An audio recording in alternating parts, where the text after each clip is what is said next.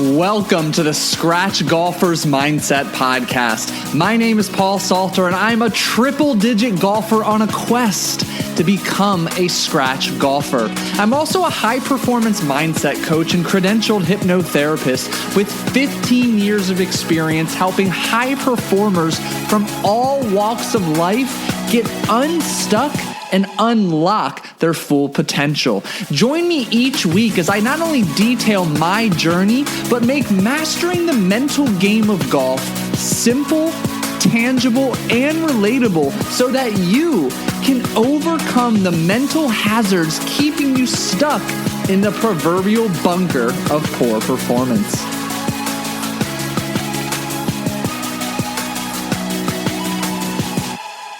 Welcome to the first in an episodal series titled Inside the Mind, where I bring to you fellow scratch golfers, or those who are very close and on the verge. I also bring you fellow professionals who work with and have helped golfers just like you start shooting scratch. And today, I am honored to have Dr. Trevor Hirsch on our show. Dr. Trevor Hirsch is a Titleist Performance Institute medical level 2 certified physical therapist. He's also a certified strength and conditioning specialist and the owner and founder of Empower You PT and Performance, which, get this because I love this, specializes in adding years and yards to golfers' games. Absolutely love that. In today's conversation, we go inside the mind of Dr. Hirsch to learn more about the value of an off-the-course exercise regimen, as well as the specific types of exercises, movements, and muscle groups that should be prioritized to shoot lower scores more consistently. We discuss injury prevention, specific exercises you should be doing, and those you should not, to add years and yards to your game. We dig into the differences between mobility and flexibility and the overlooked importance of the glute in your golf swing. I personally learned a tremendous amount in this episode, immediately took action steps to reinvigorate and upgrade my own exercise regimen on my quest to become a scratch golfer, and I am excited for you to get to learn and go inside the mind from Trevor. So without further ado, buckle up and help me welcome Trevor to the show. Trevor, thank you so much for joining me on an episode of the Scratch Golfer's Mindset Podcast. How are you today? I'm doing great. Thanks for having me on, Paul. Yeah, it's a pleasure to connect. I'm so glad our paths have crossed. Also a little jealous of where you're living, given that the first 30 years of my life were spent there. So many childhood memories in that Ocean City area where you are so familiar. But and one day we will get around and together in person. I'd love it. Yeah. Awesome. So to kick things off, I mean, I really feel like I should have a separate third hand taking notes for my personal selfish questions today, but we'll begin with really educating the listeners on who you are, what you do. So please take it away. Yeah, absolutely, Paul. So I'm a Titleist Performance physical therapist. I started Empower You Physical Therapy and Performance back in 2019. We specialize in working with golfers in terms of adding years and yards to their game. So when I say that, we help people that are injured get back onto the course as quickly as possible, prevent them from having injuries, and then our goal is to help them also improve their performance out there. Now, that said, it really takes a full team around a golfer to enhance their performance. We see this on tour all the time. So our role isn't the golf professional role. Our role is how can we get your body to move most efficiently? How can we get it strong in the areas that are weaker? How can we get you as mobile as possible? Do both those things, then it will help correlate to more consistent golf game, less injuries, and then get you back out there on the course if you're already injured as well. So it's been a fun journey. I never thought when I started physical therapy school that I would open my own physical therapy practice and specialize in golfers. But I've always known I've wanted to work with athletes, and it kind of just organically came up. I played baseball in high school, and I didn't start golfing myself actually until I was in PT school, and kind of fell in love with it, and then moved to the area we're in right now. So I live just outside Ocean City, Maryland, and we have an office in Ocean Pines, Maryland, which is like 10 minutes outside Ocean City, and then an office in Rehoboth Beach. And around us, really the biggest athlete population, I would say, are golfers. Within like 20 miles, we have probably about 20-ish golf courses. So we have quite a bit right around us. So it's been fun. Do you know, this is a complete side note, but what you just said about the 20 courses within 20 miles, do you know from the Endless Golf Show, Bobby Vermillion? I don't. No. Okay, we'll have to connect with that after the show. But he does a podcast that features all of the golf courses in Ocean City, Maryland. Like once a week, he just features a new course. It's a TV show and a podcast. Really great guy. So I should connect you with him. I'll make a note of that. Yeah, it's cool. I'll have to connect with him. There's plenty around here to cover. That's for sure. Yeah. Absolutely. So really cool. I love, what stood out to me is you'll learn about me. I'm a sucker for like alliteration, play on words, like adding years and yards. Like those stand out to me as not only two buzzwords, obviously you put thought into that, but like, as I think about even early on in my career, like I was always told as a golfer that golf is a game you can play your entire life. But I can also imagine the meathead in me who loves to work out in the gym is doing a lot of things that are counterproductive and detrimental to my longevity, that are putting me more at risk for injury playing the game of golf. So I'm curious, of all the golfers in the walks of life you've seen and you've helped, what are some of the common mistakes you see golfers doing in their physical exercise routine that are likely setting them up for a higher risk of injury? Yeah, it's a great question. I would say the number one mistake is that just a lot of golfers don't exercise other than golf. And there's still some of this mentality that golfers don't have to be athletes, particularly like in the aging population, even though that's obviously been debunked. You look at Tiger Woods, you look at Rory McIlroy, you look at anyone that's on tour right now. Scotty Scheffler's getting after it in the gym. All these players, have fitness professionals, physical therapists, or chiropractors that travel with them. So, it really takes a whole team. So that would be the number one mistake if you're not doing that. And then this number two mistake I would say is thinking that if you get too strong, you're not going to be able to swing the golf club. With that said, now like a program should be combining strength and mobility, right, to keep someone mobile. But again, if you look at Rory McIlroy's workouts, he's deadlifting, 300 pounds, right? So he's not just sitting there with a 5-pound dumbbell doing things like that. So we need there's no substitute for strength in the body, right? So we do need that. And then I'd say another number three mistake is that no part of like a fitness program that a person's doing would include any power movements or any like rotational exercises. I think if you go on Instagram, you look up some golf videos, I think this could get a little carried away where people are doing everything imaginable that looks like a golf swing with a dumbbell. I'm definitely not suggesting that, but a portion of any golfer's program should involve some power exercises because the golf swing only takes about a second to happen. So we should be training our fast twitch muscle fibers, these muscle fibers that produce the power, in the gym in some way. And it doesn't have to look like a golf swing, but it could. And then we also need to be doing some rotational work, whether that be like just like mobility exercises, or that be with some of the products that are out there, like the TRX Rip Trainer, or Scotty Scheffler has that Golf Forever, that green stick. I'm sure all of us have seen commercials for it, doing at least a portion of the program. I don't think the whole program should be that, but I gave you a few mistakes there. This is awesome. No, I love that. And I want to get a little granular here because the nerd in me, I had a fitness upbringing and a background. I think still possess my CSCS. So I was very big in the strength and conditioning realm for a while. And I'm curious to know, like when you say power exercise, and we're talking to an audience who might not have some of the exercise background that we have, yours being leaps and bounds beyond mine. Give me a couple examples of power exercises that someone listening can really begin to safely add into their routine. Yeah, good question. So I would say, just before I dive into power too much, is like if someone's not exercising or currently participating in like a fitness program, I'm definitely not suggesting that the first thing you should do is power. Someone should have like a baseline of fitness, mobility, and then, or like gym IQ, if you will, and then start adding on the power exercises. That way, because they are going to be a little bit more explosive in nature. Some movements are going to be a little bit more coordinated. So if your body's not used to it, it kind of can be shocking to it. Whereas if you already have that baseline, it's not going to be as big of a change to the body. Your body's going to tolerate it great. So with that said, some example of power exercises, NFL draft wasn't that long ago. So if you look at the NFL combine, like a power test we look at is a vertical jump. It's been proven in golfers, just like in a lot of other professional athletes. If you can jump higher, you can swing the club head faster.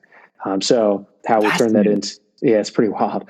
So if we turn that into exercise, we could do squat jumps. So simply just jumping in place, landing into a squat.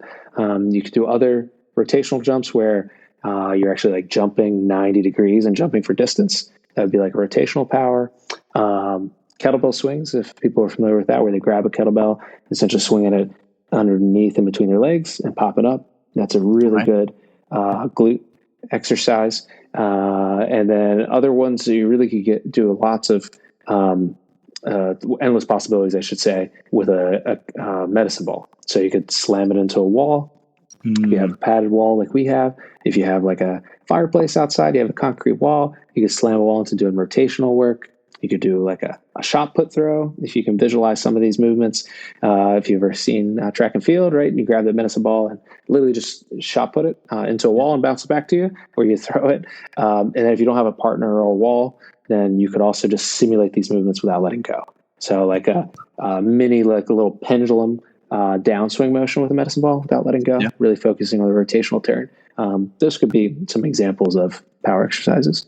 Love that. Already a wealth of knowledge. And I'm so grateful that, and this is because you are the expert here and do what you do. Like, you stopped and answered with like, have that foundation of fitness first. Like, I think that is such incredible acuity and awareness on your end, because you're right. Like, I can picture, and even myself sometimes getting carried away, letting the ego run the show. I want to jump in and go do all of these Instagram recommended exercises, but I don't have the foundational level of fitness, which I'm sure exponentially increases my risk for injury. So when it comes to incorporating these power exercises, am I doing a day of the week purely dedicated to power? Or, for example, if I'm going to the gym 3 days a week, is there a little powered sprinkled in? Like, what have you found to work best? Yeah, it's a good question. There's so many different ways to customize it. You know, every person's body, you know, responds differently to some of these things, as well as you want to like think about, just like we think about with any like professional athlete, like when you're in season. So example, like an NFL player is doing different exercises, you know, during season than they are right now in the off season. So if you're a golfer and you're not living in a 12-month year, like climate around you, right? And let's say it is May to October that you're really playing a lot more golf, then your exercise routine might change a little bit based on like how much other activity you're doing. With that said, though, we usually incorporate power exercises as like a portion of the program. Hard to quantify that, but maybe I'd say like 10 to 20% of the exercise they're doing might include that. So you have many ways to customize it, though. That's where we've seen good success in building, or particularly like an adult that's not a professional golfer, right, and might be working, and then golfing as well, like in terms of time efficiency. We see that to be pretty successful. Someone that does have a higher fitness already, they certainly could do like a whole power day, but when you're doing these power exercises, it is pretty taxing to your body, right? So you're trying to generate as much force and speed and power as you can. So you're not using too heavy of a weight. Otherwise, you won't be able to generate speed with any of these things if you are using a medicine ball. So if you're really burnt out after you just did like 10 power exercises, you might start to notice you're actually training at a slower rate of speed, which is training your body to be slower. So we do want to make sure you're able to put out like that, more of that peak speed or power.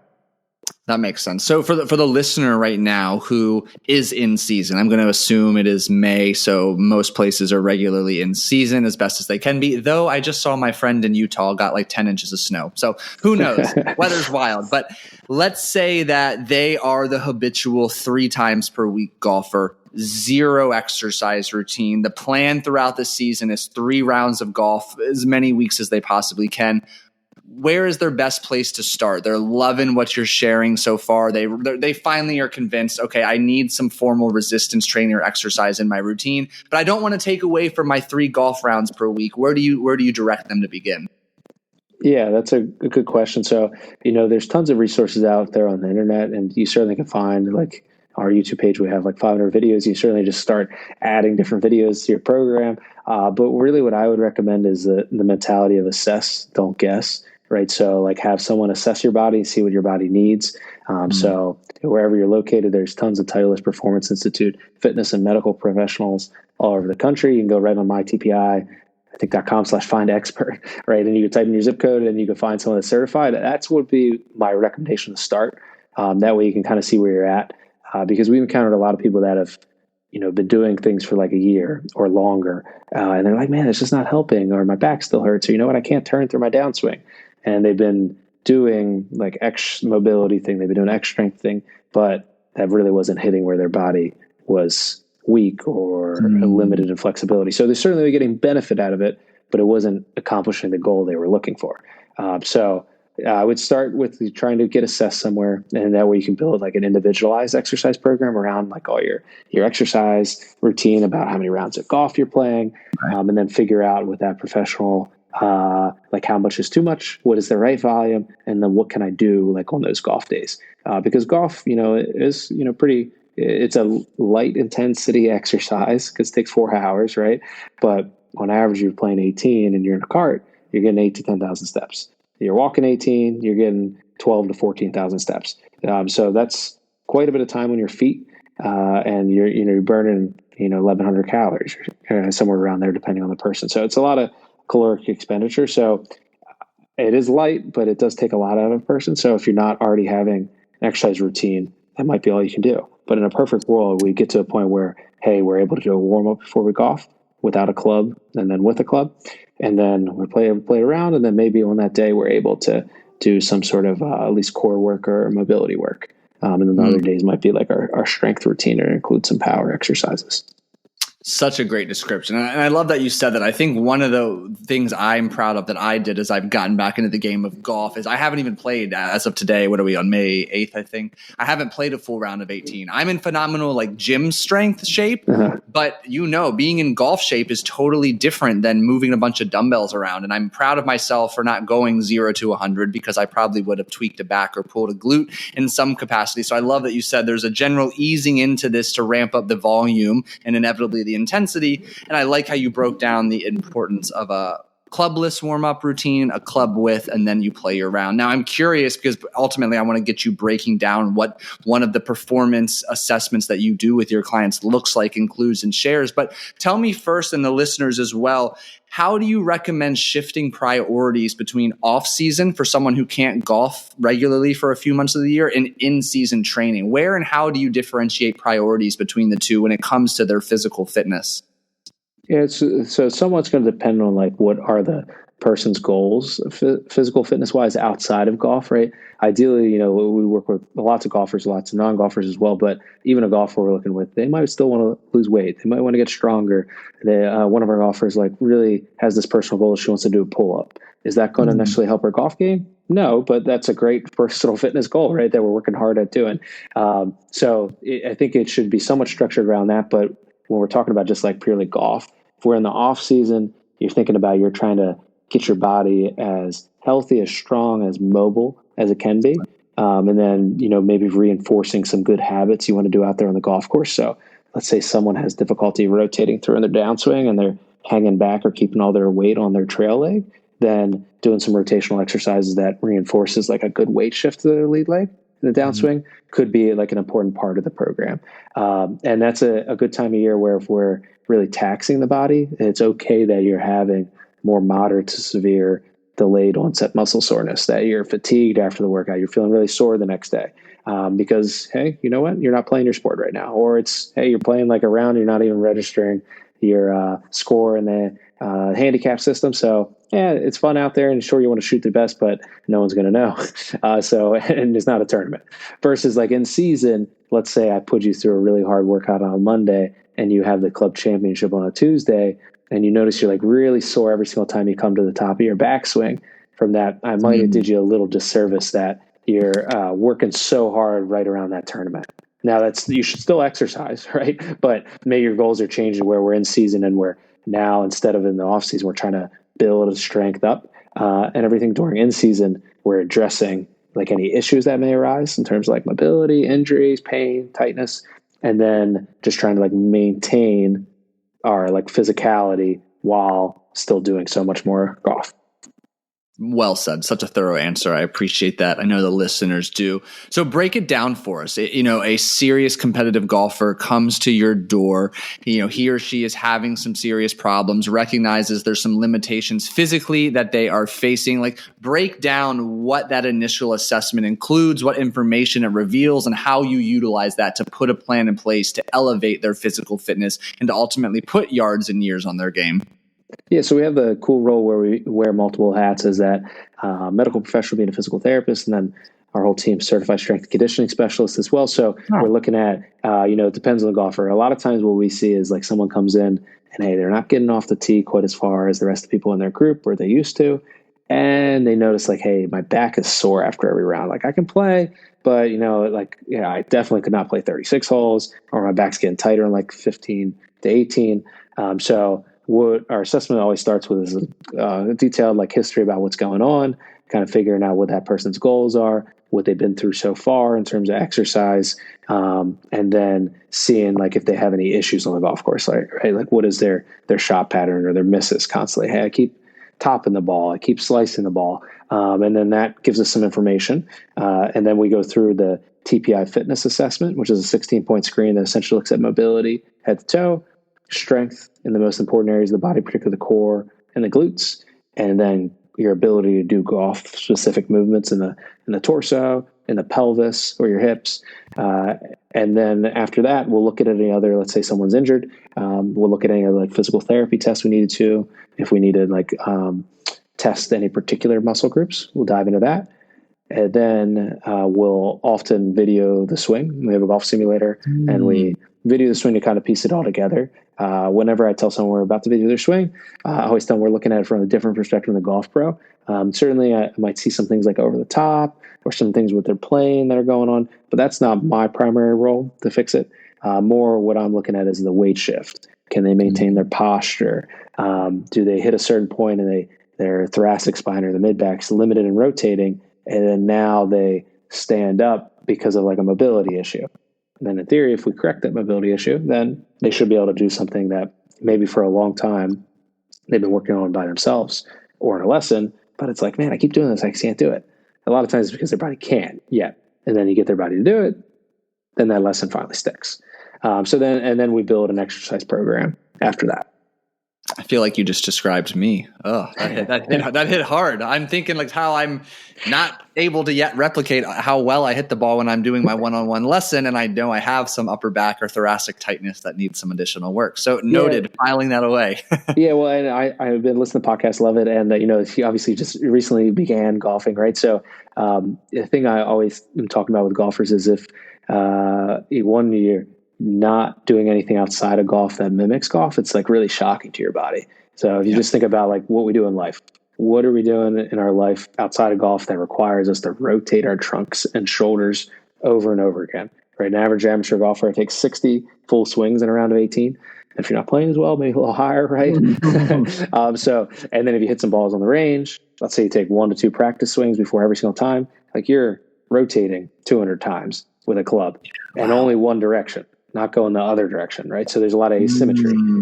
So if you're thinking, you could really think about this with any sport, whether you're running, you're a golfer, whatever it is, you should be doing things that kind of golf-proof your body, and being able to do some like rotational things outside the golf course makes it less like shocking to your body. Our body doesn't really like big changes, right? Where let's say someone like isn't doing any exercise and all of a sudden they just go out and run a 5K. The body's not going to like it. You're at least going to be sore, but your chance of injury gets higher as well. Oh, so well said. I love that. Thank you for sharing that. And I'm curious, you've thrown these words around quite a bit, and maybe this is selfishly for my own clarification, but I hear mobility, I hear rotation, I hear flexibility. Can you break down or differentiate the three and give us an example of maybe what the difference between a mobility exercise and then where flexibility comes into play in our regimen? Yeah, that's a great question. So it's not just syntax, right, or word choice. Sometimes it does get utilized as such, but the way I would look at and the way a lot of people will define flexibility is it's the amount of movement a joint has. So let's say as an example, if I move your arm overhead and I move it completely overhead, right, but then I have you stand against a wall and I have you actively lift your arm up to see if you can touch that wall, that's the mobility. If you have the ability to move that limb, that body part through a particular range, that's more mobility. And the difference with that would be the strength that's required. So someone, you kind of think about one, then two, someone's got to have flexibility first. So let's say a knee joint as an example. If let's say you can't bend your knee very far and you have difficulty getting out of a chair or something like that, right? If I can't push your knee or you can't move your knee with a strap or something like that to a certain distance, you're not going to be able to just actively kick your foot toward your butt any further than that. So we got to have flexibility first. And once we have that, we want to do mobility things, meaning that we're working into that range of motion now that we just loosened up. So let's say like your thoracic example. So mid back, let's say you have difficulty like turning that chest in the backswing and downswing and part of the shoulder turn. First, we want to do some exercise to try to loosen it up. And then once you have that movement, then we're going to be maybe doing some things either against gravity or with resistance bands to try to really like kind of work into that motion. So now you have strength and your body has mobility to keep it. Wonderful. Great explanation. I appreciate you sharing that. And kind of trending along that line of exercises, muscle groups, you mentioned core strength, glute strength, incredibly valuable for the golfer. What are some specific at home or at the gym exercises that should be kind of staples and part of the avid golfer's exercise routine for both of those muscle groups?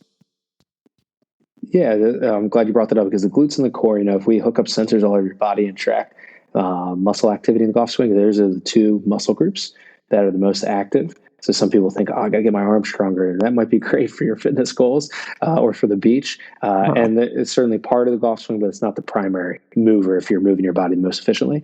So we really like doing lots of different like bridge variations, can be somewhere for someone to start. So if you're not familiar with the bridge, just laying on your back, bending your knees, pushing through your feet and lifting your butt up. That's a bridge.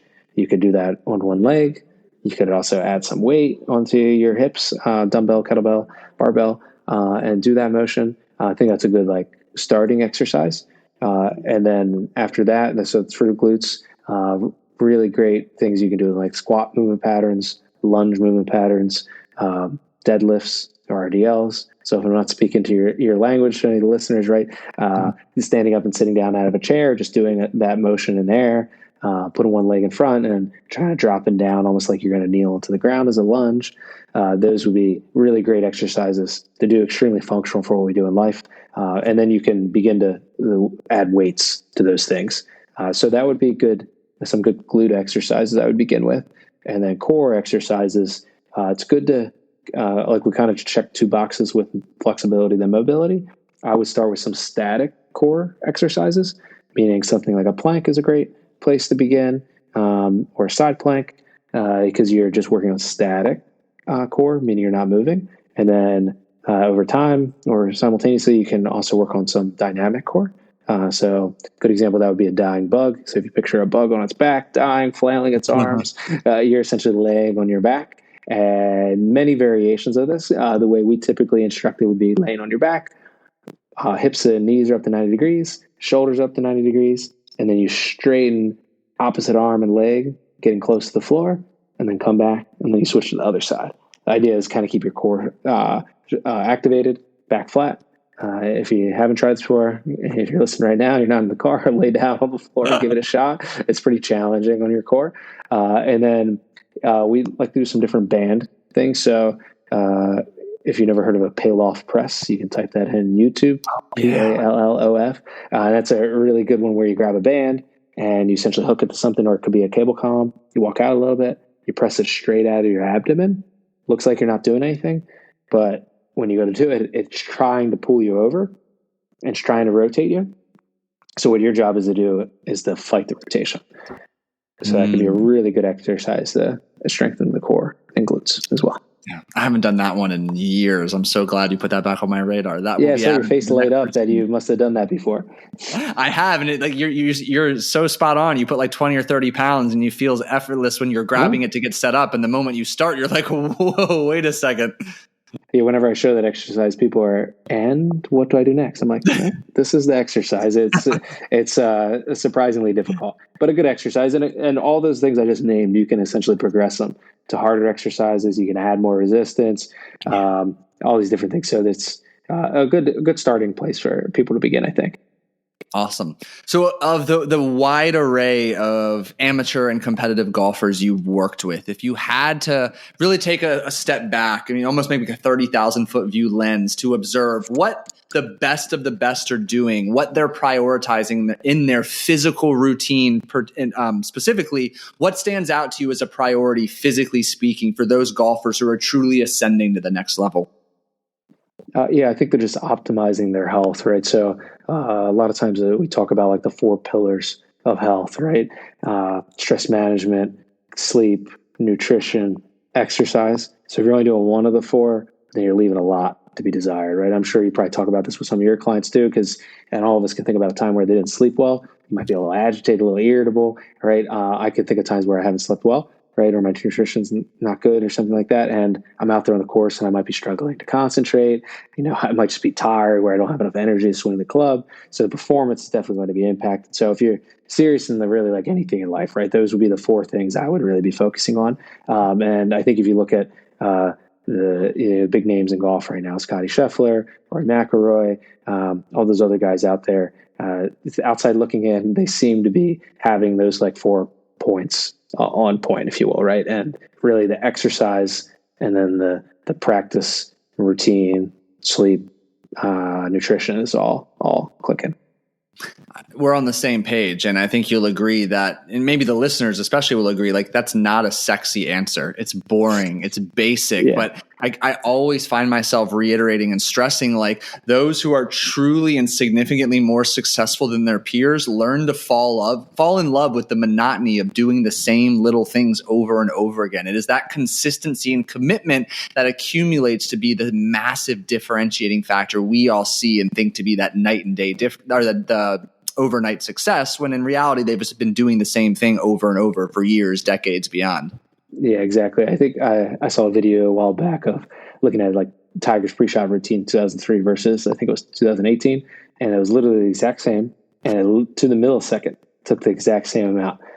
So just look at someone like that, and regardless of how you think or feel about him, he is the greatest of all time golfer in terms of wins and everything he's accomplished, right? So that just shows that's like your lane, not mine necessarily, like the mentality to get there. So that's something we can all take notes from.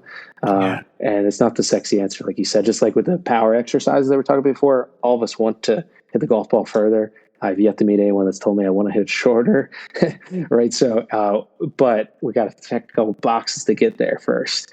And, there's like backpedaling for a minute, we're talking about like power and speed. There's like four areas you have to be really good at. We kind of hit on 2 of them: mobility, strength, and power. So it's 1 and 2. And those are the 2 like we work on golfers with. And then the 2 that are really important are swing technique and then equipment.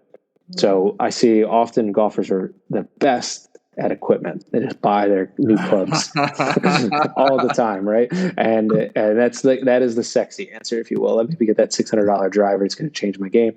And equipment is a piece of the puzzle. But if the other 3 aren't very good, you're not going to all of a sudden become a scratch golfer with that driver if your technique's off, right? So it's been awesome listening to your podcast, how you're getting lessons and stuff too, because you're hitting one of the most important areas of swing technique, and then all of us need the mobility and power portion of it as well.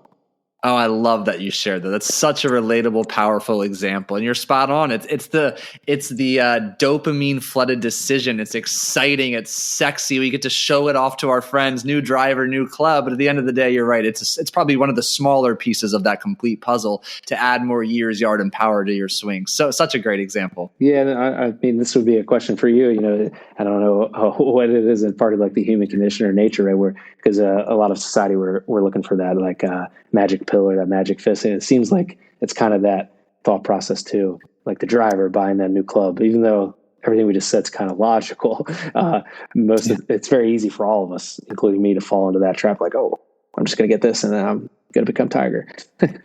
Yeah, it's a great point. And I think it's worth mentioning very quickly is like we all seek to belong. We seek connection. We seek validation. So that, purchasing that shiny new driver at $600+ is a status symbol. It immediately elevates our identity, our label, how others perceive us. And that is just overwhelmingly flooded with dopamine. It feels really good, but it's a short-term solution to maybe the lack of value you feel you have, the lack of love you received as a child. So I used to see it when I was a dietitian and all the dieting behaviors. We go after the fad diet because it's sexy, it's fast, it's black and white. And I think you'll agree with this, but like successful people find comfort in the discomfort of spending time in the gray area. Life isn't always black and white. Most of life is lived in the gray, and the driver in this example, or the fad diet, gives us a taste of more attention, perception, elevated status, and it makes things really easy, at least for the short term. That makes tons of sense. Yeah. Thanks for explaining that. It was just a little thought I had as we're doing this. Yeah. That's been a question I always think about. So that makes complete sense. Yeah, no, I'm happy you asked it. And I'm curious, we mentioned here before we hit the record button, some specific speed training, right? Some specific ways that we can add the strength 1-2 punch power combo to the sound technique when we have the perfect driver or club in hand. So talk to me about what you're doing with your athletes to help add more strength, power, and ultimately speed to their swing. Yeah, so it goes back to, some of the exercises we talked about before, getting stronger, glutes, core, but, throughout the whole entire body, having that mobility, and then adding in the power exercises. Those are the things we primarily do in the gym. We do also do some swing speed clinics where we use the super speed swing speed sticks. Yeah, sorry. And they're really good. It's a protocol that over like 700 professional golfers use. And essentially it's this pack of 3 clubs that you can buy. And there's a protocol you do 3 times per week that you swing lefty and righty, light, medium, heavy. And then you also do a step swing, teaching your body the sequencing and how to generate more power. And essentially what that does is it trains the brain to move faster. So I think that's a great program for someone that already, again, has no injury currently, is moving already pretty well, because the idea of this program is it's tapping into speed that you already have that your brain doesn't know how to use. So the reason why they swing lefty and righty is that the theory out there now is that basically all of us golfers, I still haven't met one that has a lefty and right-handed set, right? So we only swing one way. So we're very strong as a right-handed golfer, very strong rotating to the left. Usually we're very uncoordinated and weak rotating to the right. So let's say you can rotate 100 miles per hour to the left, but you only rotate 50 to the right. You may only get a 75 mile per hour swing speed because your body will never speed you up more than it can slow you down. So the idea is that you're speeding up to the left, the right side's kind of controlling and slowing you down. But if it's weaker, it's not going to be as good at doing that. So with the speed sticks, the way their program calls is to try to even out that imbalance, similar to what we're trying to do in the gym, where we do everything symmetrically, and then make it also more coordinated. And then with these speed sticks, you're swinging literally as hard as you can. And that programs the brain to actually be able to like tap in to those type 2 muscle fibers, those fast twitch ones, and be able to teach it to swing faster. So then when you get up there to the tee box, you may not be thinking about anything differently, but now it's like, instead of driving a 4-cylinder, you have a V8. That's incredible. Like I just learned so much in that last 90 minutes. Fascinating with just the impact asymmetry and muscular and strength imbalances has on the swing in its entirety. Mind blowing. So happy you shared that with me. And I know the listeners found it valuable. Yeah. When we talk about performance, it's a huge thing. And then when we talk about injury, right, the number one injury in golfers is low back pain. TPI did a study a few years back that found 28% of golfers have low back pain after every round, which is alarming. It does not have to be the case. I definitely wanted to bring that up because it doesn't have to be that way. But one of the biggest factors they find in why golfers have low back pain is that asymmetry between the back and core musculature, between their turning to their dominant side, so right-handed golfer rotating to the left, versus the strength of the muscles on the other side of the back. So doing all these things we're talking about for performance should also help you keep healthy on the course as well, which doesn't matter if you're the best golfer in the world. If you can't be healthy enough to play, then we got to check that box first. Wow. Dude, that's incredible. Really, really love that. You are truly a wealth of knowledge. I'm so glad that you Thanks, shared man. that. Yeah. So I'm curious, is there anything I have not asked you or anyone who's listening who's truly pushing, whether their goal is to break 190 or to shoot par consistently, that I haven't asked you, you feel they need to hear? No, I think we covered a lot, man. I think a goal for everyone out there, regardless, like you said, if you're just trying to break 100 or you're trying to win your club championship and become a scratch golfer, is you need to get like a team around you. Get someone like you that's going to help with the mental side of things. Get a golf professional that can help you with that, and then get a medical and/or fitness professional that can kind of help build a plan for you. It's not the sexy answer like we were talking about before. Reading Golfer's Digest or something, you see like this one exercise that's going to help you, but this is the thing that pretty much all the pros are doing. And they all have that team around them in some resemblance. If you haven't watched Full Swing on Netflix, right, that's a pretty cool documentary about golf. You can see how one of the guys, got a sports psychologist. His game's changed, right? He's a big winner. And then other ones that have returned from injury or other things. So you get that team around you. Even if you see them once a year, that's better than nothing for like check-ins. But even more frequently, if that's feasible for you, could be really helpful. Wonderful answer. And before I give you a chance to share where everybody can go learn from you, connect with you, work with you, I'm just curious for an update on your own golf game, golf goals. Where does that stand? Yeah, well, good question. Yeah, so working on, I want to consistently be in the 80s, so working on getting that goal for myself. So I've been working closely with a local pro, Matt Ruggieri, and he's really changed my game a lot. I'm excited. I'll be meeting with you, Paul, in a few weeks. An area that I think could definitely improve my game is my mental game out there on the course. So it'd be interesting to maybe uncover some things around that with you. And then just continuing on my exercise and everything like that I'm doing in addition. So hopefully I'll hit that goal in the near future. We'll see what happens. Yeah, exciting, man. I'll be rooting for you. Yeah, thanks, man. Just trying to enjoy it while we're out there. It's the cool thing about golf is get to be out there in nature. And it's a really cool place. But at the same time, those wins and losses out there on the course can really take away some of that enjoyment. So just I'm going to try to continue to focus on that out there too. I like that. I think it's a good reminder for all of us. You're out there in green and nature and fresh air. Relax, enjoy it. It is a game meant to be played for fun. And of course, I am as competitive as they come. I know you are competitive too. Embrace that side, but do so while having fun. Exactly. And trying to remember still that the pros miss plenty of shots, right? That's why it's so hard to be a Scotty Scheffler or Tiger Woods. They're like once in a generation talent, right? Because no one can win consistently in their pros. So we're not. Yeah, I heard something the other day that Tiger, when he was in his prime, was touching 1,000 balls a day leading up to tournaments. So combination of chipping, full swing, putting.